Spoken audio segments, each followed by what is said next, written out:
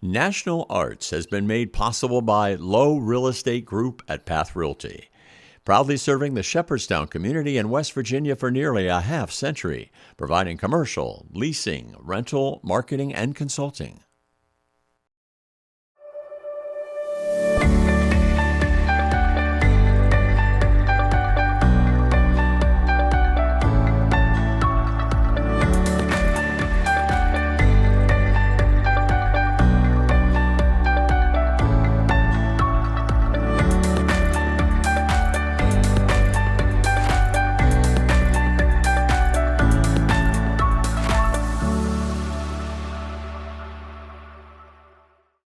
Hi, I'm Mike Baker, and welcome to National Arts.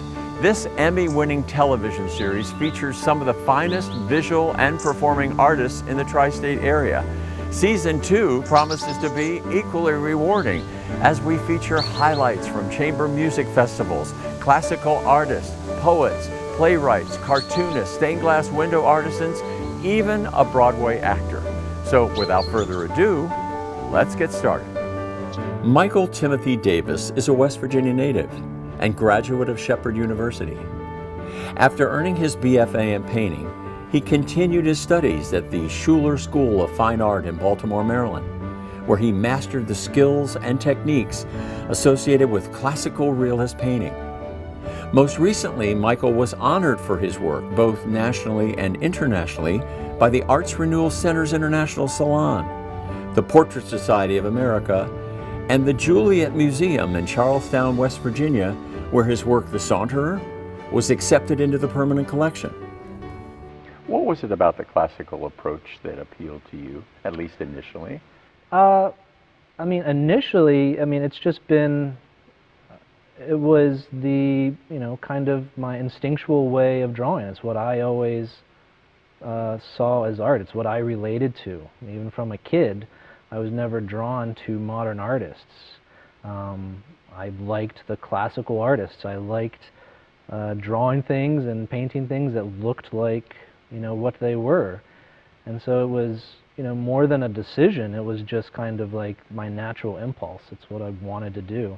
I often say that, you don't necessarily get to pick your style. You can try, but it always, you can tell when somebody's trying to do something and it's not their natural thing. And this was just my natural, direction in art. The one thing that I hear the most from people coming into our gallery or studio is, I don't know anything about art, but I like your art. And that to me speaks volumes, because you don't, when people walk into a large museum, the National or the Met or something like that, it's not always people that have, an education in art. They're going there to see beautiful things. And sometimes it's that beauty that attracts people or connects with people. And so if I can, gather a larger audience that way, that's what I'm going to do. This painting here is the first in a series of 4 paintings of the 4 seasons. And so this one is actually, obviously fall. And my intentions were to have, kind of a Renaissance feel, but a little bit more of a modern painting. And so the format is a very classical format, but we had to put everything on break for the pandemic. So once things calm down, I'll be able to get my model back and finish the series. This painting is called Colette's Curiosity. And it is a collaboration between Emily, my partner, and me. And she makes the bone blooms, that's what she calls these, and we collect these bones on the farm we live on. And then she crochets the bloom around it. And so I've always wanted to paint them. They are very striking, so I've always wanted to put them in a painting. And just decided to kind of make a little trompe-l'oeil painting and add our little rescue mouse Colette in there to give it a little bit of a story, kind of make it a little bit personalized. It's just a fun painting, basically. This painting I painted at the beginning of last summer, and it's kind of, in essence, it's kind of a protest piece because there was a large factory that moved into the area, and it's pretty controversial. And so I wanted to make a painting about how I felt about this, about how this factory was hurting the people, hurting the natural environment, and was just always on our horizon. So the smokestacks you can see back here on the horizon are, just part of our normal everyday view anymore. And so I wanted this to have kind of a Andrew Wyeth feel, but tackling a issue that is very important in this community. This painting, a still life painting, is called Composition in Blue and Gold, and kind of exemplifies my aesthetics for still life painting. I tend to like simple compositions, simple themes, but dramatic lighting, dramatic color. And so, it's a fairly straightforward painting. The bottle is from my grandfather, who collected old Jim Beam bottles, and so I have a whole collection of them back there, and they make great subjects. And so, when you look at a still life painting, a lot of times people just look at the objects and try to gain a story from those, but a lot of times for me, my subject matter is the lighting and the atmosphere and how that affects the objects. So something simple like this is more for me about just kind of the ambiance of the whole painting. The nice thing about it is it involves all the senses. Yes, definitely. I like that. For me, when I look at good art, it's a visceral feeling. You taste it, you smell it, you hear it, everything happens. And so that's what, I'm trying to achieve to my viewers, is the same exact thing. I want them to be able to come in and not just like it, but actually like have a feeling, a lasting feeling when they walk away from it. This is one of my favorite paintings that I've done in the past several years. And this was my ode to the past year and a half. And so I call this St. Francis of Quarantini. So it's supposed to be a light-hearted painting. This past year and a half has been very hard for just about everybody. And so I really wanted to do a painting that kind of lightened people's spirits when they looked back on this time. The idea, St. Francis was, the patron saint of animals. And so I wanted my collection, my menagerie of animals to be with me.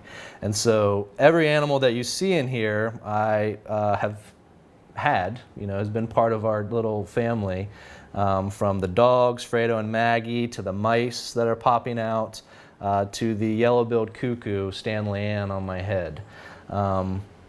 This is out back where we live. We live on a farm, so this is out back.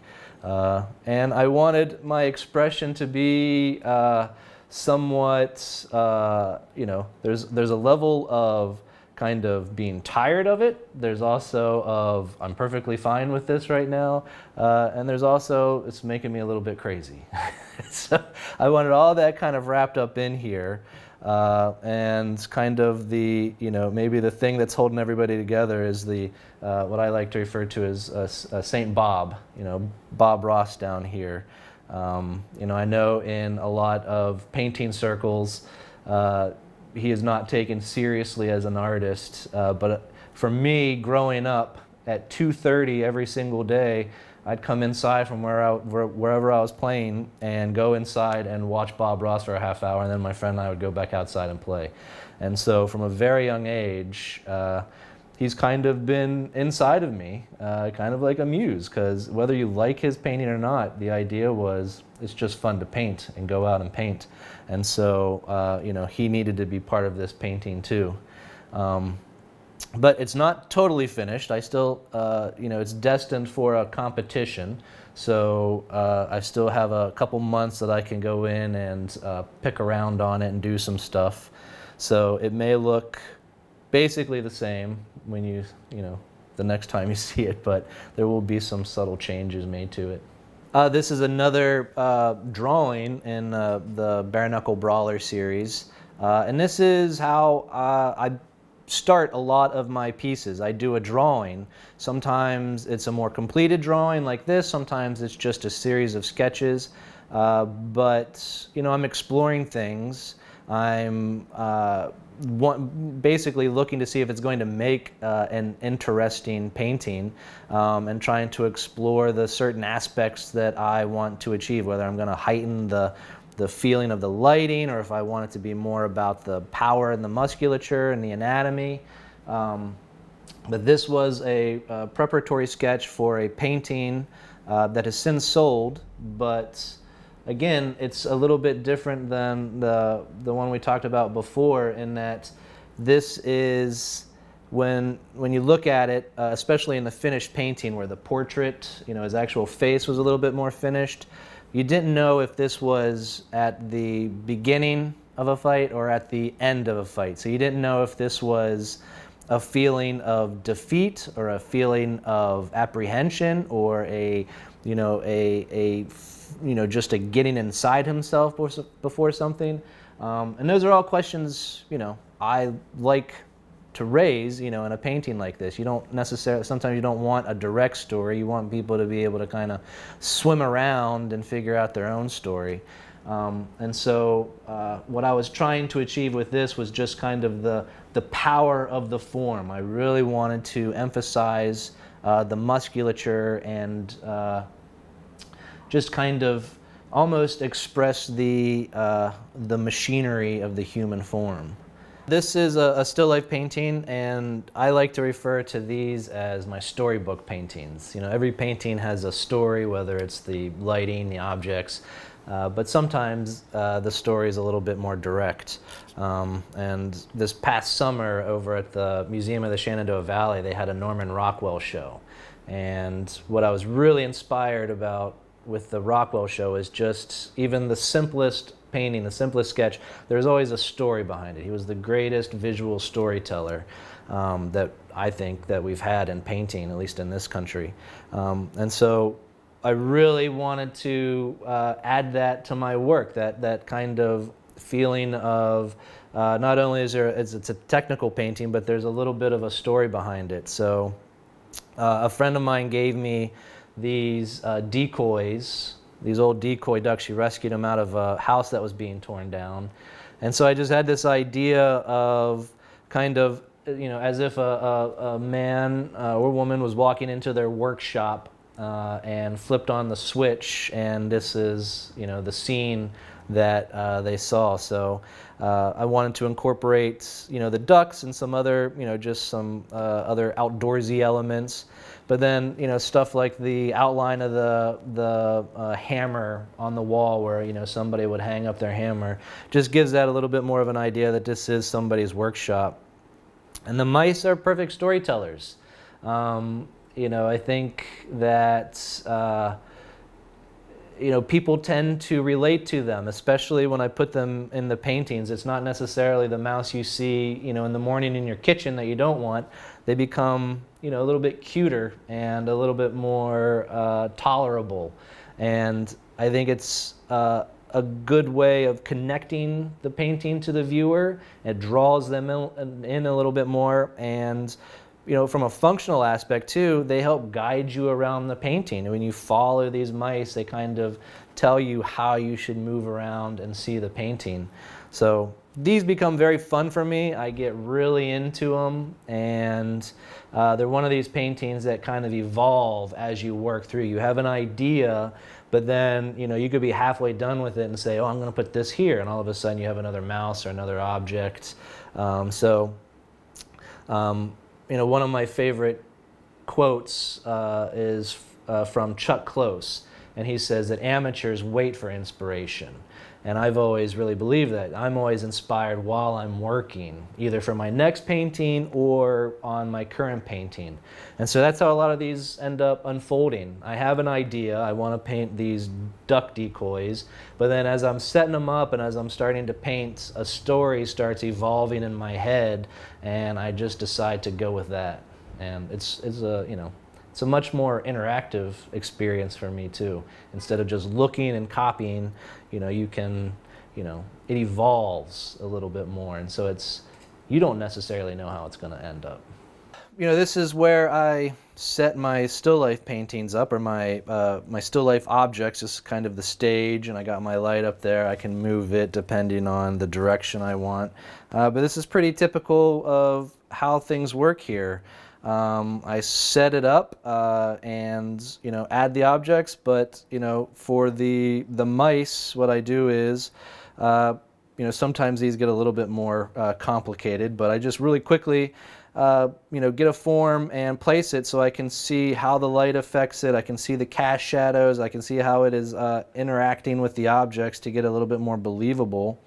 And then I have hundreds of photographs that I've taken of our model mouse, Ginger. And then I can kind of manipulate those and get what I actually want in the still life. Again, you know, one of the fun things for me is creating the little world up here. It is like a stage. You kind of, you know, I like to tell my students that, you know, this is your one chance to be a dictator. You know, you can sit there and be uncompromising and say, this is here and this is there, and, you know, manipulate and manage to your heart's content. This is a still life painting with a very obvious Western theme. And it started off with a very obvious Western theme. I'm in a gallery in Jackson Hole, Wyoming, and so I wanted a painting that kind of, you know, fit the location. And so, again, it's just a collection of things that I've had. This is an old Jim Beam bottle that my grandfather collected, and the cow skull came from, you know, the farm where we live. And, you know, besides the kind of obvious Wild Bill theme, I wanted to create a painting that would appeal to, you know, people out west, basically. The way this started was this cow skull hangs up in my studio, and the hat, I keep the top hat on it. And I've been looking at it for months or even years, always saying, I want to paint this, I got to paint this. And so it started off, I just wanted to do a trompe l'oeil painting with the skull and the hat. And then as I'm setting it up, you know, it's like, well, I'm going to stick this in here and stick this in here. So something simple became a little bit more complicated. And then, like I do with a lot of my stuff with the mice, you know, I'm adding the bird in there, and that's a purple-headed finch. And, you know, if it's not part of the story, what it does is it gives a little bit of life to a still life. And so it's not necessarily a, you know, a trick or anything, but sometimes people connect when you have something in there that, you know, lives and breathes. People connect with it a little bit more than if it's just inanimate objects.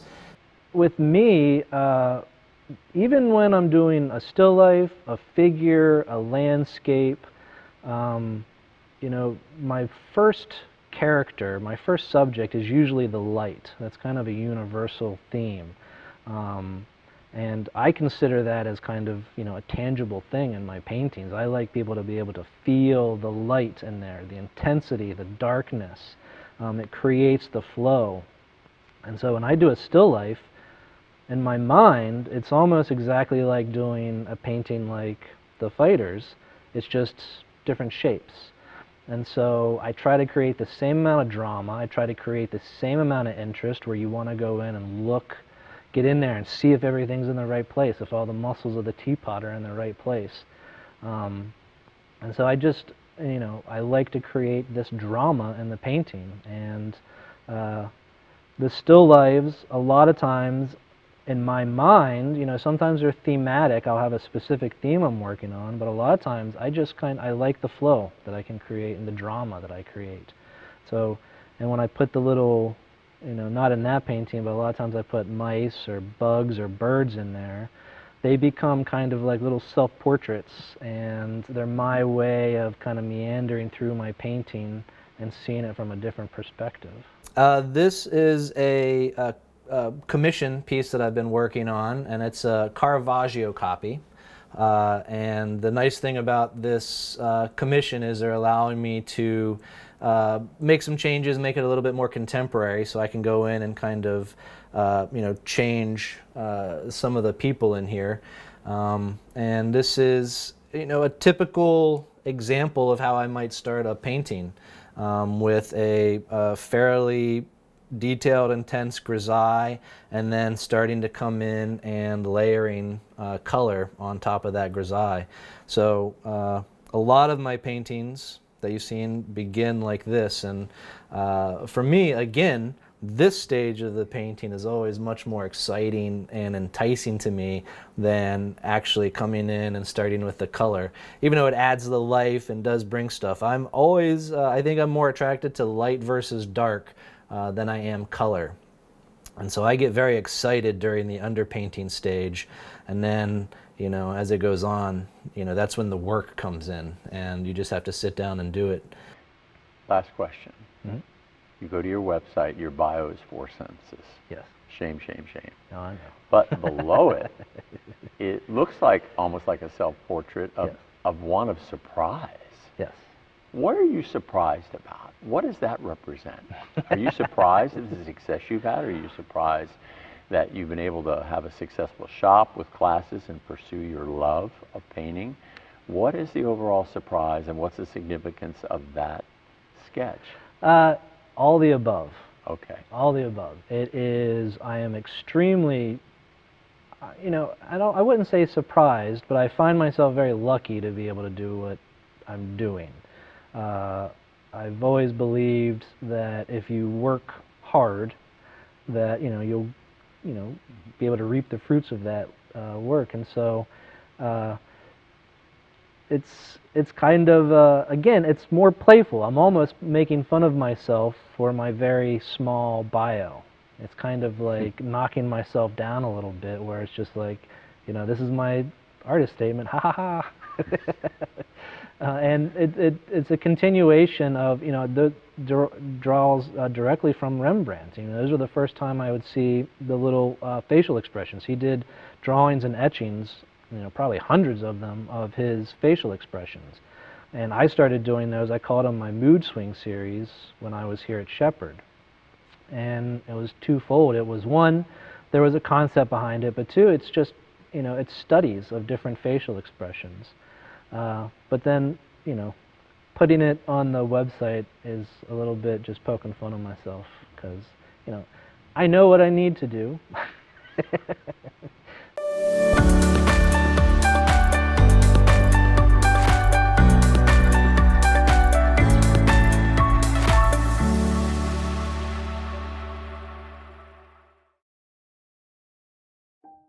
We're pleased to give you an update on the Contemporary American Theater Festival world premiere of My Lord, What a Night. It's a play based on true events and the long-standing friendship between famed contralto Marian Anderson and Nobel Prize-winning physicist Albert Einstein.